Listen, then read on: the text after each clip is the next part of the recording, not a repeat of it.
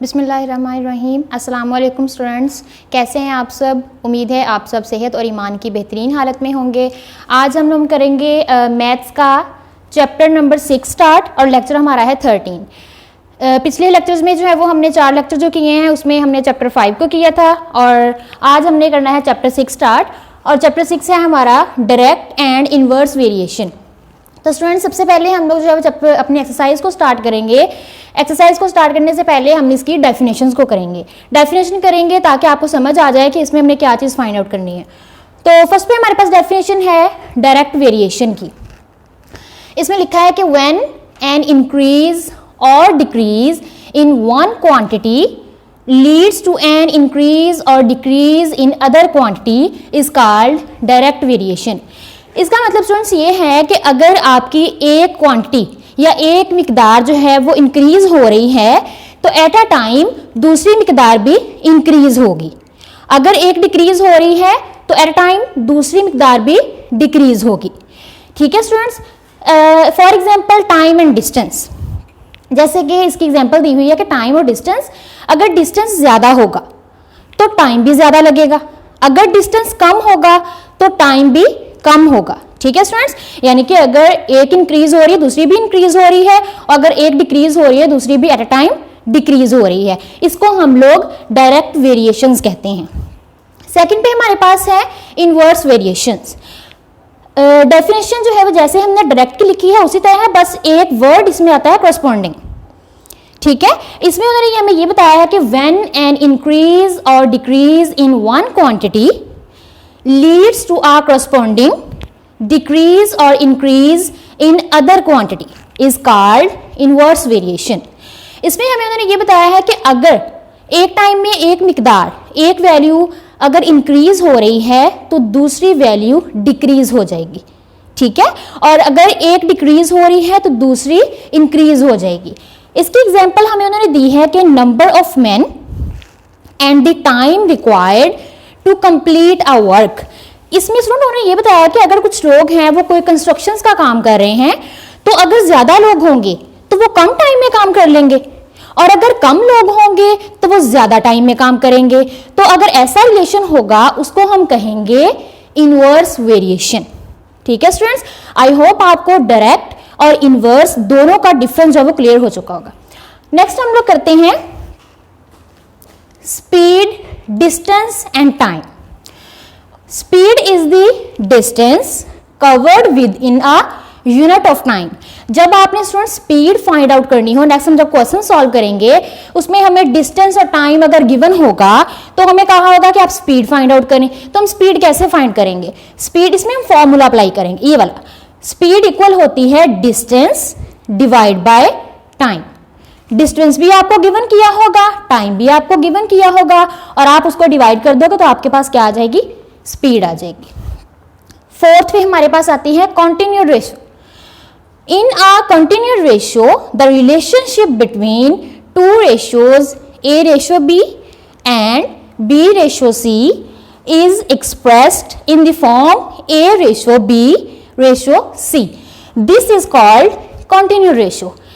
इसमें उन्होंने ये कहा है कि अगर आपको 4 वैल्यूज गिवन की होंगी, ठीक है, उनको हम सॉल्व करेंगे, सॉल्व करके हम इस फॉर्म में आंसर लेके आएंगे। ठीक है स्टूडेंट्स, इससे रिलेटेड हम लोग नेक्स्ट क्वेश्चन भी करेंगे तो जो कॉन्सेप्ट होंगे आपके मजीद नेक्स्ट क्लियर हो जाएंगे। ठीक है, जब हम इसको सॉल्व करेंगे तो हमारे पास इस फॉर्म में जो आंसर आएगा उसको हम क्या कहेंगे?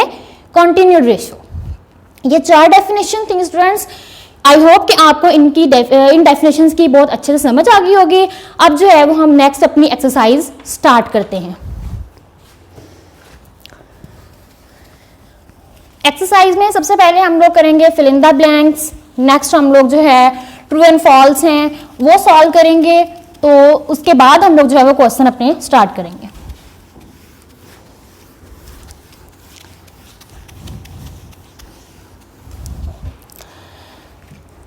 एक्सरसाइज है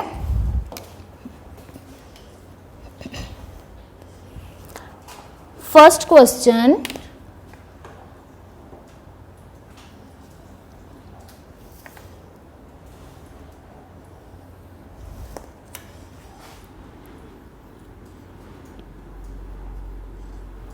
fill in the ब्लैंक।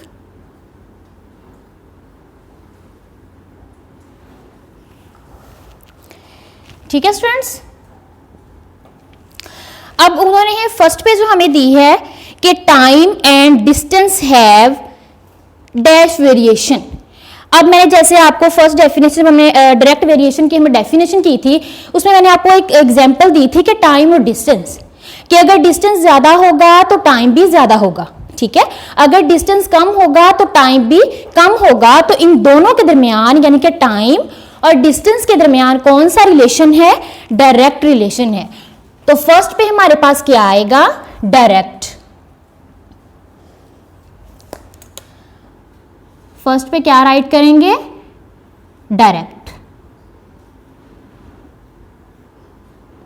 ठीक है स्टूडेंट्स, सेकंड में उन्होंने हमें कहा है कि if 8 bags cost 400 rupees, 16 bags will cost, वो हमने फाइंड आउट करनी है। ये क्वेश्चन सॉल्व करने वाला है, मैं सॉल्व करके आपको बताती हूँ कि इसका आंसर क्या है और ये डायरेक्ट वेरिएशन है या इनवर्स वेरिएशन है। सबसे पहले उन्होंने हमें ये कहा है कि 8 बैग्स हैं और उनकी कॉस्ट जो है वो 400 है। हम इसको जब सॉल्व करेंगे तो हम यहाँ पे राइट कर लेते हैं कि बैग कितने हैं और उनकी कॉस्ट कितनी है। सेकंड है हमारे पास, यहां पे हम लिखेंगे बैग्स और यहां लिखेंगे कॉस्ट। बैग हमें उन्होंने दिए हैं 8, हम 8 राइट कर देंगे। कॉस्ट हमें दी हुई है 400 रुपीज। ठीक है स्टूडेंट्स, नेक्स्ट उन्होंने हमें बैग जो है वो 16 दिए हुए हैं कि 16 बैग्स हैं और कॉस्ट हमने फाइंड करनी है। तो जो चीज फाइंड करनी है उसको हमने x कंसीडर कर लेना है, लेट कर लेना है कि वो क्या है? x है। अब देखिए स्टूडेंट्स, बैग 8 थे, उनकी कॉस्ट 400 थी। ठीक है, बैग ज्यादा हो गए। अगर बैग ज्यादा हो रहे हैं, चीजें ज्यादा हो रही हैं, तो जाहिर बात है उनकी कॉस्ट भी ज्यादा होगी। आप शॉपिंग करने जाते हो, ठीक है, अगर आप एक चीज ले रहे हो तो उसकी कीमत कम होगी, अगर आप 2 चीजें ले रहे हो तो उसकी कीमत जो होगी वो ज्यादा हो जाएगी। तो अब जब हमने फाइंड कर लिया है कि अगर ये ज्यादा बैग है, इनकी कॉस्ट भी ज्यादा होगी, तो ये एरो जो होगा अपवर्ड शिफ्ट हो जाएगा। ठीक है, एरो क्या होगा? अपवर्ड शिफ्ट हो जाएगा, बिकॉज यहाँ पे अमाउंट जो है वो ज्यादा आएगी। अब अगर ये एरो जो है वो अपवर्ड शिफ्ट हो रहा है, इसका रिलेशन क्या है? डायरेक्ट है, तो यहां भी एरो अपवर्ड शिफ्ट होगा। आई होप आपको इस पॉइंट की समझ आ गई होगी। अब हम क्या करेंगे स्टूडेंट्स, इसको नेक्स्ट सॉल्व कर लेते हैं। 16/8 इक्वल x ओवर 400। ठीक है, ये एरो नीचे से ऊपर की तरफ जा रहा है, तो x ऊपर आएगा न्यूमरेटर में, 400 कहां आएगा?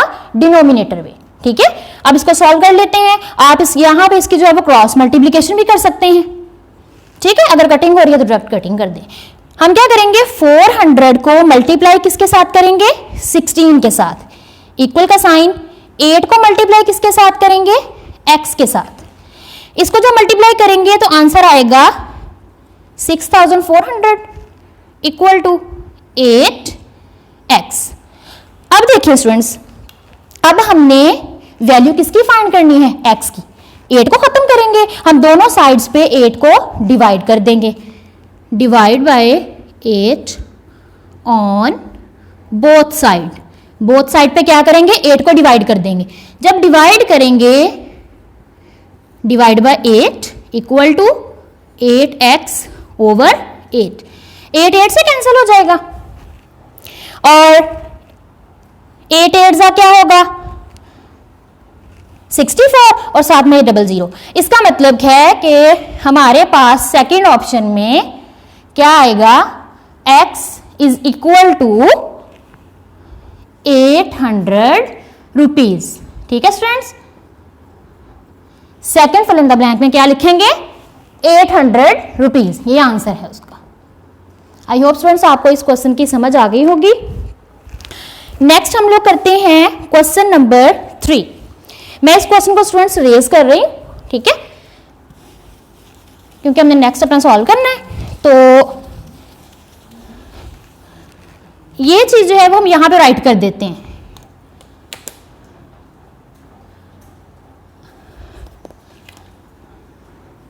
₹800, ठीक है। इसको हम यहां से रेस कर देते हैं। अच्छा जी, अब हम आते हैं थर्ड की तरफ। Third fill in the blank हमें क्या गिवन किया गया है? When the number of workers increase the time needed to complete is. ये देखिए स्टूडेंट्स, अगर आप इसको देखें तो ऐसा हमने पढ़ा है इनवर्स वेरिएशंस में कि अगर जो नंबर ऑफ वर्कर्स है, यानी कि जो काम करने वाले लोग हैं, अगर उनकी तादाद जो है वो ज्यादा हम लोग कर दें तो क्या होगा कि time needed to complete work is decrease. ज्यादा लोग होंगे तो वो कम टाइम में काम करेंगे, कम लोग होंगे तो वो ज्यादा टाइम में काम करेंगे। तो यहां इसके जब इसको फिल करेंगे तो यहां पे वर्ड आएगा डिक्रीज, ठीक है। थर्ड पे क्या आएगा? डिक्रीज।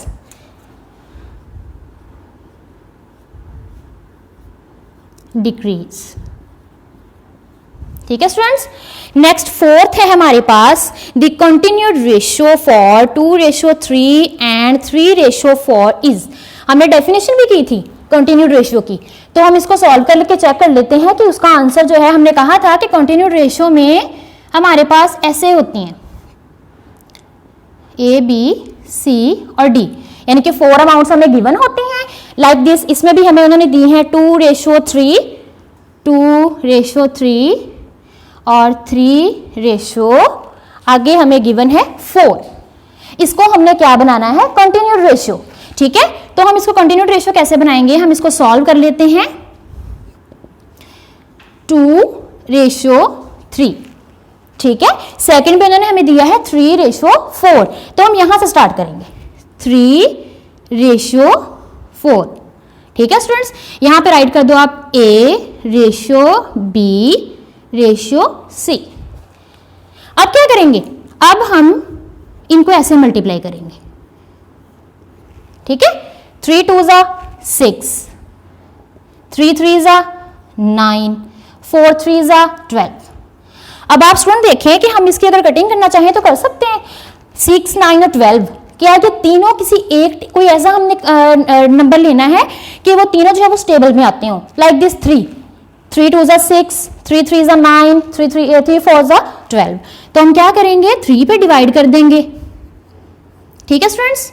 डिवाइड करेंगे तो क्या होगा? 3 2s 6, 3 3s 9, 3 4s 12। तो हमने कंटिन्यूड रेशियो में यही बात पढ़ी थी कि A:B:C में उसका आंसर आता है, तो वो हमने फाइंड आउट कर लिया, ठीक है।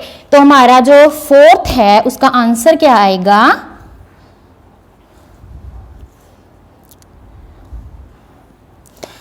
फोर्थ पे 2:3:4। आई होप स्टूडेंट्स आपको इसकी भी समझ आ गई होगी। इसको हम रेस कर देते हैं। अब नेक्स्ट हम लोग करते हैं distance is the product of speed and time. उन्होंने कहा है कि डिस्टेंस जो है वो प्रोडक्ट किसकी है? स्पीड की और टाइम की। स्टूडेंट्स हमने फॉर्मूला किया था स्पीड का। स्पीड का मैंने आपको फॉर्मूला करवाया था कि स्पीड होता है डिस्टेंस डिवाइड बाय टाइम, ठीक है। हमने ये स्पीड का फॉर्मूला किया था। अब उन्होंने हमसे पूछा है कि डिस्टेंस जो है वो किसकी प्रोडक्ट है, ठीक है। डिस्टेंस जो है वो प्रोडक्ट किसकी है? स्पीड की और टाइम की। अब देखिए ये टाइम जो है वो यहाँ पे क्या हो रहा है? डिवाइड हो रहा है। जब इसको हम इस साइड पे ले आएंगे तो वो मल्टीप्लिकेशन में कन्वर्ट हो जाएगा ना, ठीक है। तो यहाँ पे बन जाएगा स्पीड मल्टीप्लाई बाय, यहाँ डिवाइड हो रहा है तो यहाँ पे आके क्या हो जाएगा? मल्टीप्लाई हो जाएगा और रिमेनिंग क्या बच जाएगा? डिस्टेंस। और यही चीज उन्होंने जो है वो इस फिल इन द ब्लैंक पे पूछी हुई है कि डिस्टेंस जो है वो किसकी प्रोडक्ट है। तो डिस्टेंस प्रोडक्ट किसकी है? Speed multiply by time. तो ये हम इसमें राइट करेंगे। फिफ्थ पे क्या आएगा? स्पीड एंड टाइम, ठीक है। ये चीज आएगी। I hope students question number 1 के जो 5th पार्ट हमने सॉल्व किए हैं आपको इनकी बहुत अच्छे से समझ आ गई होगी। नेक्स्ट हम लोग अब करेंगे अपना question number 2 start. Question number 2 में हमारे पास ट्रू एंड फॉल्स दिए हुए हैं।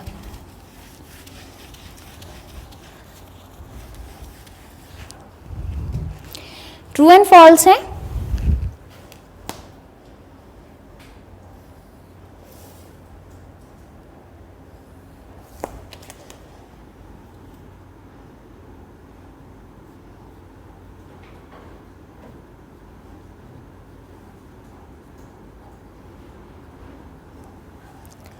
ठीक है स्टूडेंट्स, उन्होंने फर्स्ट हमें दिया है the number of items bought and the price paid have direct variation.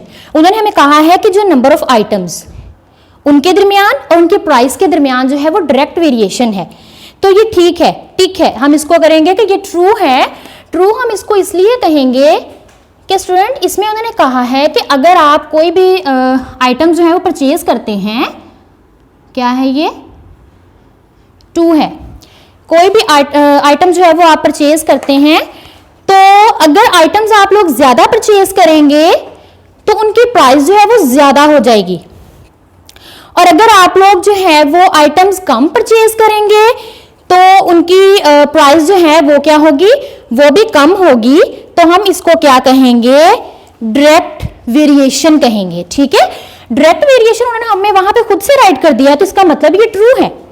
ठीक है, अगर इनवर्स लिखा होता तो वो फॉल्स होना था। तो इन दोनों के दरमियान डायरेक्ट वेरिएशन है, तो हम कहेंगे कि ये ट्रू है।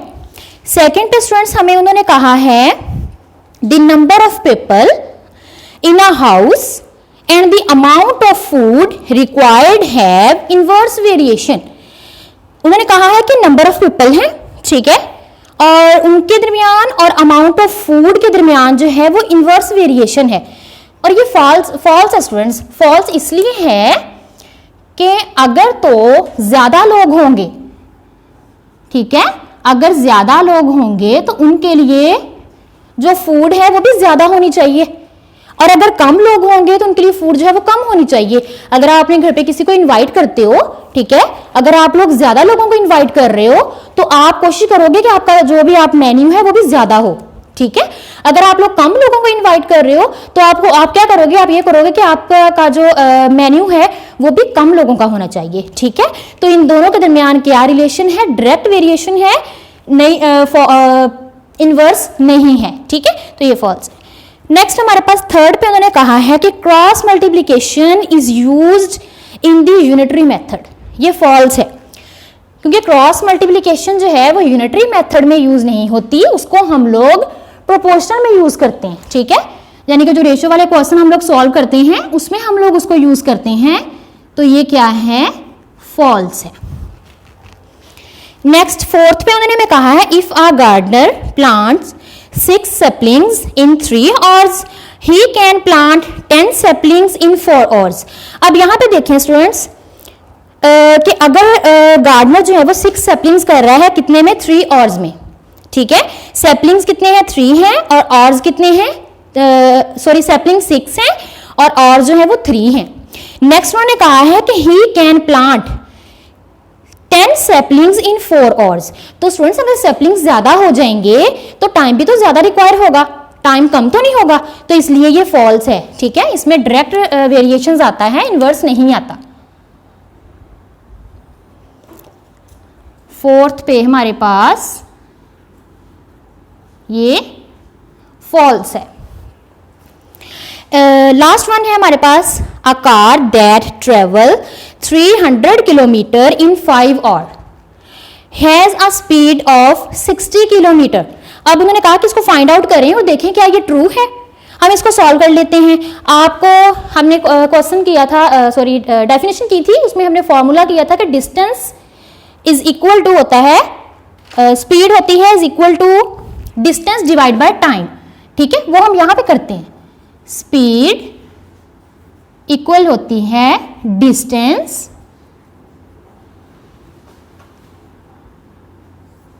Divide by time. अब इसमें हमें जो है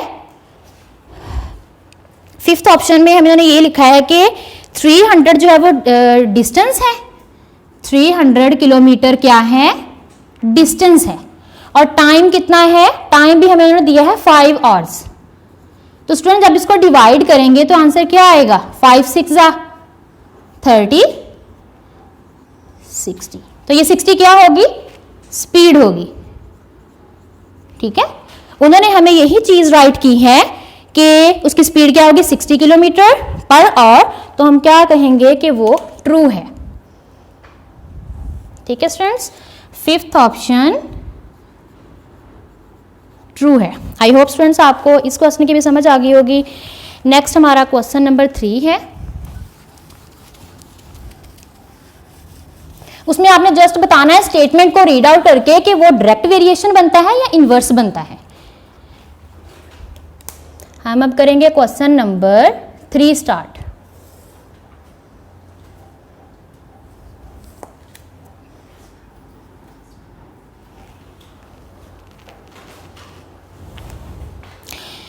क्वेश्चन नंबर 3 हम लोग करेंगे कि राइट डायरेक्ट और इनवर्स वेरिएशन। ठीक है, हम इसके स्टेटमेंट पहले राइट कर लेते हैं कि राइट डायरेक्ट और इनवर्स वेरिएशन।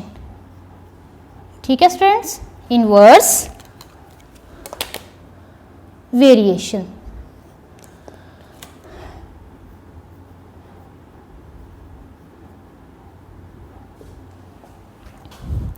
फर्स्ट है